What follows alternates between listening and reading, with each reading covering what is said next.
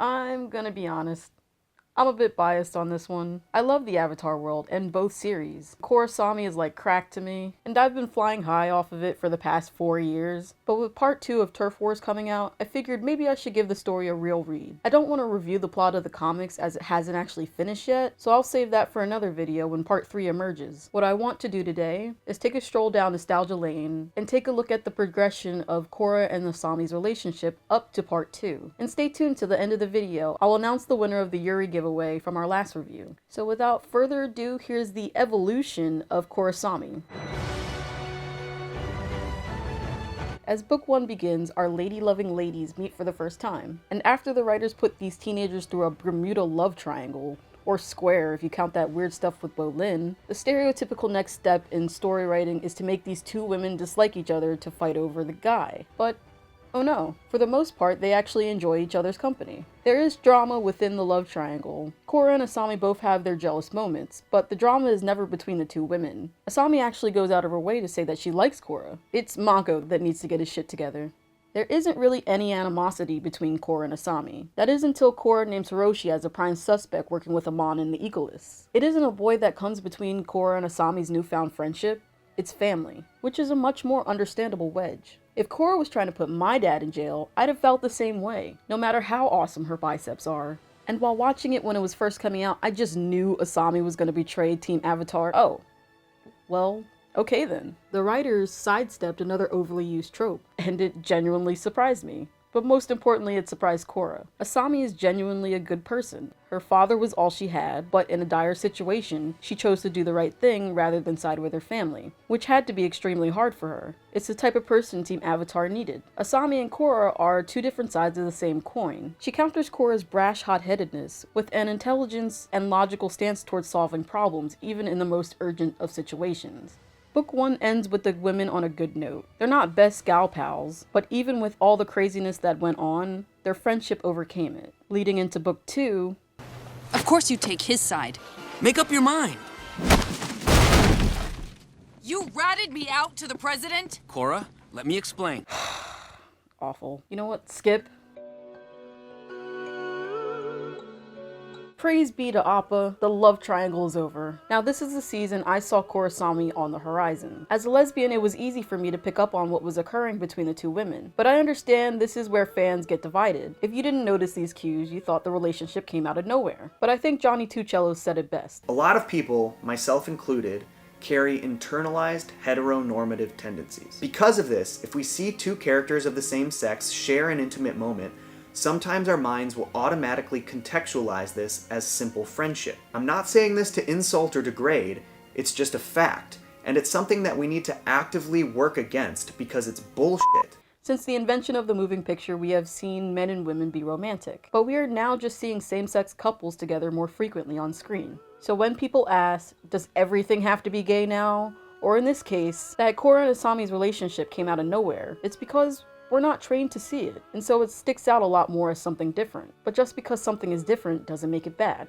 All change is conspicuous when it first happens. I would encourage you, if these thoughts occur, to take a step back and think about this same-sex relationship in the same way you would as if it was a heterosexual one. Would you have noticed it? Or would you have cared if it was a man and a woman? And then judge the writing, the story, and the relationship based on its merit. So let's do just that. Let's take a look at the moments that should cue you in to know that Korrasami was endgame. Korra and Asami's relationship evolves right off the bat in Book 3. We're seeing things that we haven't seen between them before. They're laughing, consoling one another, protecting each other. There's some BDSM stuff. This all just shows that they're becoming much closer. Then they're partnered up a whole lot more. In Season 1, it was Mako and Korra heading out into danger together. And now to parallel, it's Korra and Asami. It's a writing trick that allows us to see them function as a pair. When they work together, they're like a well-oiled machine. It's almost second nature. They're shown to be equally matched, even though Asami isn't a bender. She's more than capable at having Korra's back and picking her up when she's down. But more than the technical stuff, there's the emotional depth that grows between the two women. The scene right before Janora's coronation is one of the most important scenes of the series, as it is for Korra and Asami's relationship. She is always taking care of the world, even when the world doesn't want her to. But who is taking care of Korra after she saves everyone else? It's not Tenzin, not Mako, not her parents. It's Asami. The writers deliberately chose her for this extremely vulnerable situation, to show that Asami is the one that was able to penetrate that emotional wall. Don't get me wrong, Korra is no stranger to wearing her emotions on her sleeve, but this is different. She says early on in season 4, A crazy man poisoned me, and now I can't dress myself, or cook for myself, or do anything for myself. And this whole time, my friends have been off helping the world while I'm stuck with you, and you can't even heal me! she feels like there's nothing left to her. And with the Air Nation doing what's supposed to be her job, she feels obsolete as a person and as an avatar. At this time, Korra is extremely broken, and Asami is not only able to help pick up the pieces on a daily basis, she knows just what to say to make Korra look more positively towards the situation. She tells Korra to be happy for Jinora, and Asami is able to take Korra out of her deep self-loathing, even if it's only for a moment. Book 4 solidifies that there is something more to their relationship, and that there is an attraction between the two women. Asami is the only one that Korra writes to. She is the only one that Korra feels she can actually be her full self with, without shame, judgment, or expectation. Notice at this point in the story, out of all the relationships the two have, they're the closest. In a flashback, Asami is willing to uproot her whole life and move to the South Pole just to be with and support Korra. And if that ain't romantic, I don't know what is. When they both meet again, it allows for them to actually address their feelings, even if it was small and more internal. They flirt and blush and test the waters as people with newfound feelings do. Honestly, I don't really know how else you could interpret this. As an LGBT person, I wanted to see Korrasami become canon on screen.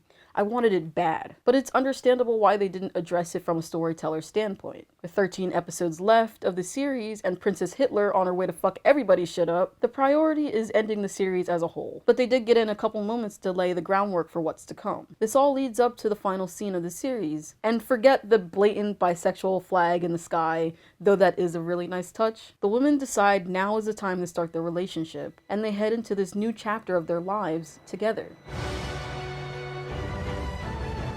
Part 1 of Turf Wars is just as much about Korra and Asami establishing their relationship and coming out to their loved ones as it is about starting the damn plot. And for the most part, it's handled impeccably. The first 20 pages, we see the women on vacation, having fun, we see their first kiss. Their relationship is really sweet. As the women come out about their relationship, the reactions of their family and friends are very realistic. Korra's parents were happy for her, but they were also worried that the world might not accept their daughter and wanted to protect her. Korra being Korra kind of steamrolled right over that, and Asami understanding both sides, she made Korra understand where her parents were coming from. And there's their complementary personalities at work yet again. Everyone else, when told about Korra and Asami's relationship, was just ecstatic and supportive, as they should be. Even Mako in his weird, awkward Mako-y way. The only small, and I mean tiny, problem that I had was that the Fire Lord made same-sex relationships illegal. He was just such an easy target to attach that to. I wish they would have allowed this world to be without prejudice of same-sex relationships and make it a norm. The Avatar world seems so much more enlightened than our crappy one. I would have totally bought that. Other than that, I love that the writing between Korra and Asami hasn't changed as characters. Their relationship hasn't magically cured all their problems or character flaws, as it would in a romantic comedy. They're not better as people because they found love. They're both still who they are. Korra is brash, and Asami is independent. And because of their different personalities, they can sometimes clash. But relationships take work, and what is realistic is their ability to talk it out and listen to one another. That is what allows them to prevail as partners. I predict in part 3 of Turf Wars, we will see them work some of this out, and we'll see our first Korrasami I love you. Not a teenager I love you, where I love you for this 1 second and the next moment I don't, but a real genuine, you're the one I want to be with for the rest of my life I love yous. I wish they could have done more with Korrasami in the actual show. Not everyone reads comics, and it would have reached a broader audience and a lot more kids to see this same-sex relationship on screen. Children's media is some of the most important content we can make. It's where this representation could be the most powerful. Children are taught prejudices, bigotry, and hatred, but if they're shown from the media that people who are different from them are valid too, it could help them grow up with that sense. But these comics more than make up for it, and I am so glad they exist. That's my review of Korra and Asami's relationship.